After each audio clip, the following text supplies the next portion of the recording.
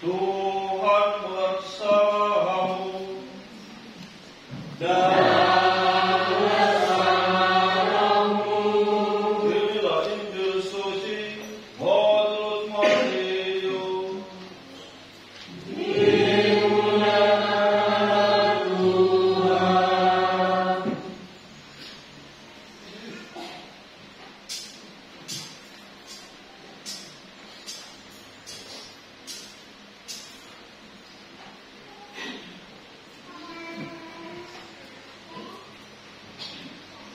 sekali peristiwa berkata Yesus kepada orang banyak dan kepada murid-muridnya, ahli-ahli Taurat dan orang-orang Farisi telah menduduki kursi Musa. Sebab itu turunilah dan lakukanlah segala sesuatu yang mereka ajarkan kepadamu. Tetapi janganlah kamu turuti perbuatan-perbuatan mereka, karena mereka mengajarkannya tetapi tidak melakukannya. Mereka mengikat tempat-tempat berat, lalu meletakkannya di atas bahu orang, tetapi mereka sendiri tidak mau menyentuhnya. Semua pekerjaan yang mereka lakukan hanya dimaksud untuk dilihat orang.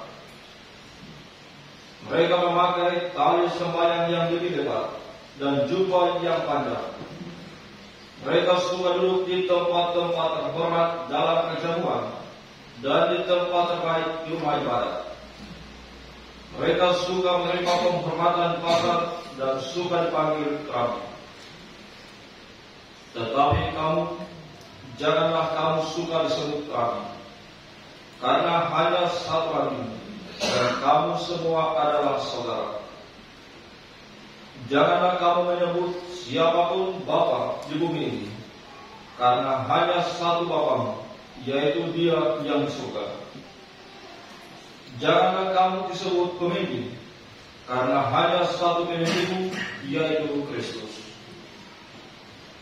Siapa saja yang terbesar di antara kamu, hendaklah ia menjadi pelayan. Siapa saja yang meninggikan diri, ia akan direndahkan, dan siapa saja yang merendahkan itu, ia akan ditinggikan.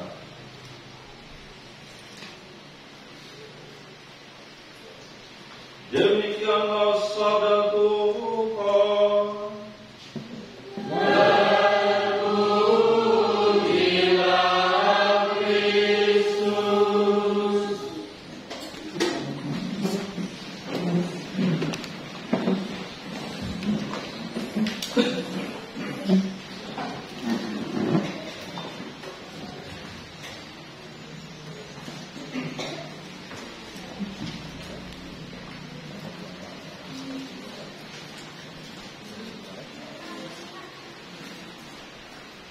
Selamat pagi untuk kita semua. Shalom. Shalom.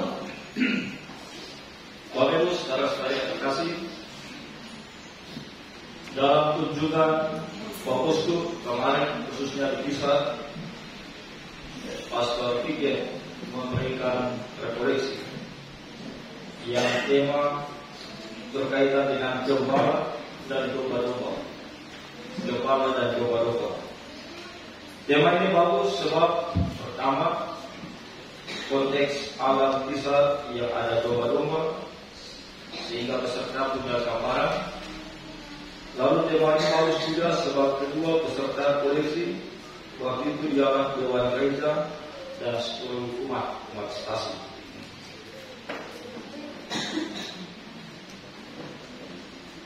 Tema ini bagus sebab apa itu gembala? Siapa itu gembala?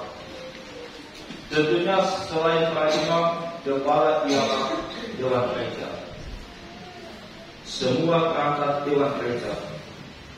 Para gembala itu Dewan Gereja di Rocky, Dewan Gereja stasi-stasi.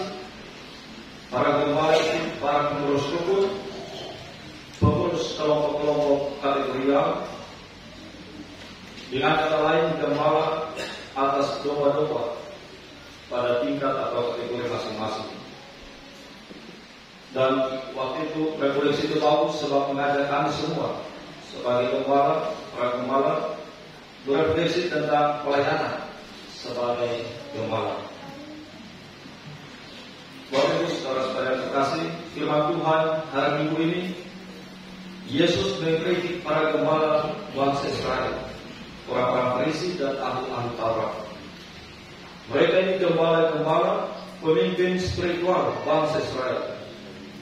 Tugas mereka ialah mengajarkan hal-hal baik kepada bangsa Israel, mengajarkan hukum Taurat agar dihidupi bangsa Israel.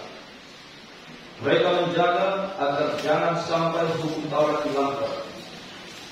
Ini suatu tugas yang mulia, suatu privilege, suatu keistimewaan sebagai gembala. Namun sayangnya privilege keistimewaan jabatan sebagai gembala ini mereka salah manfaatkan. Yesus mengkritik mereka sebab mereka memanfaatkan jabatan pemimpin rohani atau spiritual ini untuk berbuat hal-hal yang tidak benar. Pakai jubah yang lebih panjang supaya dilihat orang, supaya orang tahu. Pakai tali sembahyang yang lebih lebar supaya orang lihat, wah. Suka duduk di tempat-tempat yang terhormat supaya orang lihat dan kagum. Lalu juga menuntut disapa dengan sapaan yang terhormat. Bukan hanya itu, Yesus mengecam kebiasaan ahli-ahli Taurat dan orang-orang Farisi ini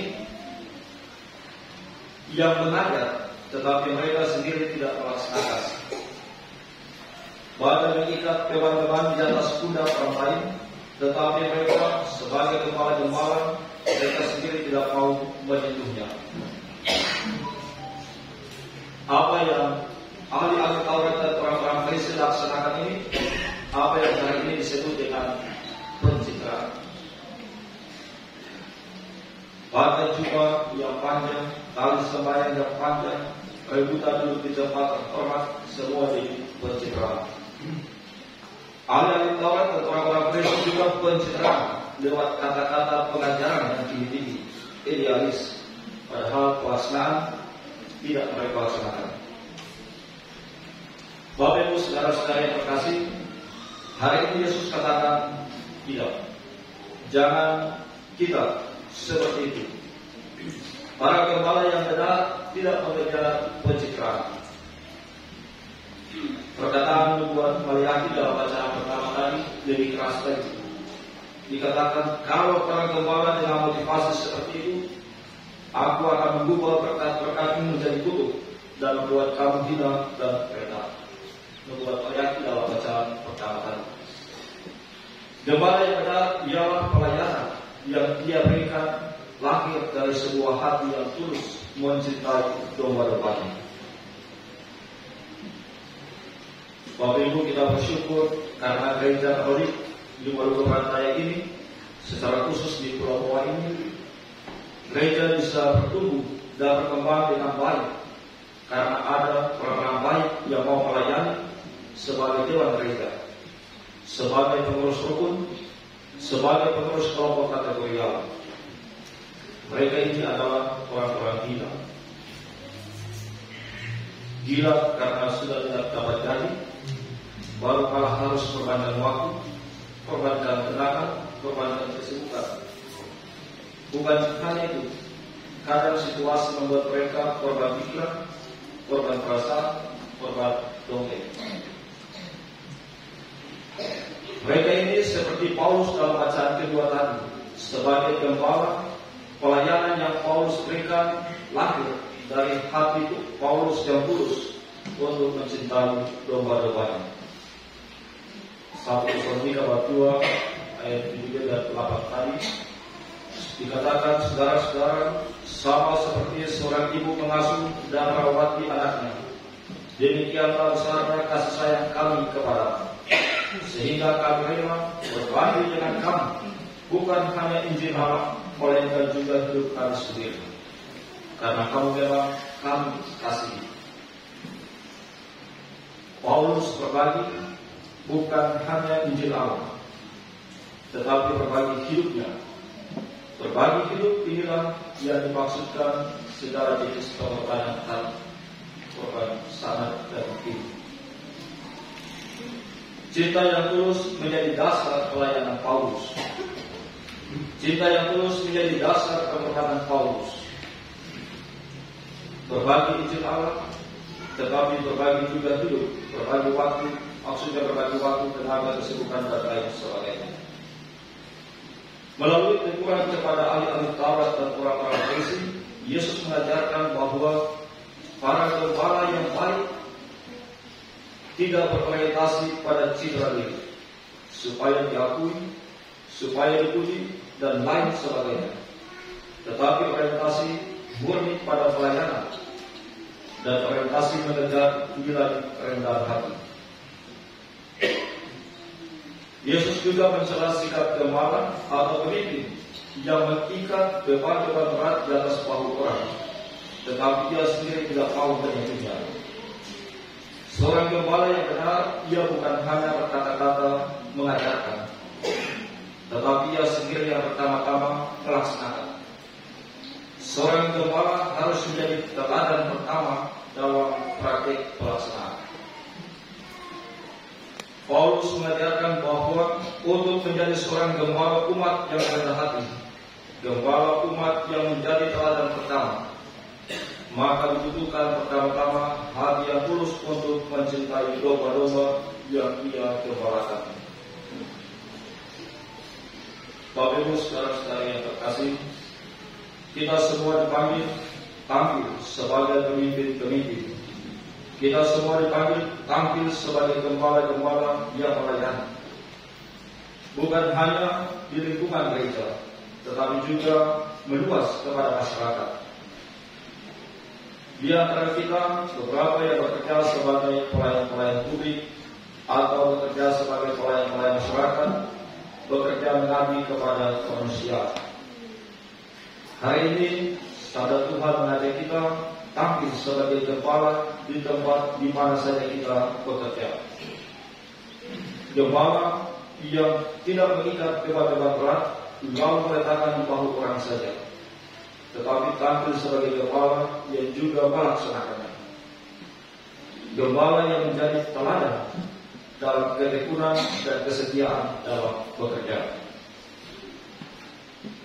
Gembala yang tidak perlu mengejar citra diri atau pamer, tetapi sebaliknya dengan rendah hati memberikan pelayanan dan pengabdian yang tulus kepada kemanusiaan. Bapak Ibu saudara-saudara yang terkasih, kita semua adalah gembala yang mana dituntut mengasihi satu sama lain sehingga menjadi dasar melayani satu sama lain. Sang Malaysia dan Kalkuta katakan, tidak semua orang dapat melakukan hal yang besar, namun setiap orang dapat melakukan hal kecil dengan cinta yang besar. Kita semua dipanggil untuk melayani. Kita telah memberikan pelayanan lewat pekerjaan-pekerjaan kita. Kita memberikan pelayanan kepada masyarakat, pelayanan kepada kemanusiaan lewat pekerjaan-pekerjaan kita. Bahkan di luar pekerjaan, kita dipanggil untuk melayani setiap orang satu sama lain. Sahabat Malaysia dan Kalkuta mengatakan pelayanan harus didasarkan atas hati yang mencintai, bukan bahkan hal-hal yang kecil, jenis pelayanan yang kecil-kecil, tetapi didasarkan atas cinta yang besar, maka pelayanan ini jauh lebih bernilai. Senada dengan pesan sahabat Malaysia dan Kalkuta bahwa tidak semua orang dapat melakukan karya pelayanan yang besar, tetapi kita bisa melayani kecil, namun dengan cinta yang besar, yang tulus dan ikhlas kepada sesama kita. Ini jauh lebih bernilai. Semoga Tuhan memberkati kita senantiasa.